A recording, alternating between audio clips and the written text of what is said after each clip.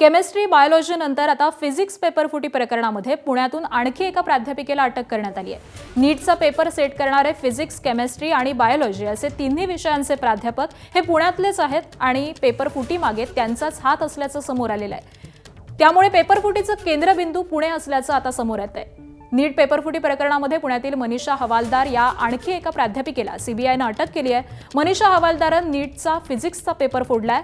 मनीषा हवालदार पुण्यातील बुधवार पेठेमधील शेठ हिरालाल सराफ प्रशालेमध्ये प्राध्यापिका म्हणून काम करतात।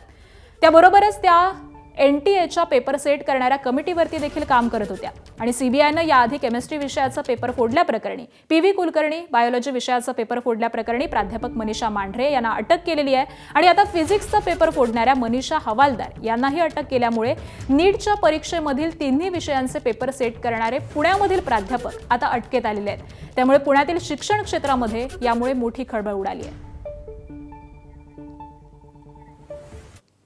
नीट पेपरफुटी प्रकरणामध्ये सीबीआयनं अटक केल्यानंतर पुण्यातील प्राध्यापिका मनीषा हवालदार यांना महाविद्यालयामधून निलंबित करण्यात आले।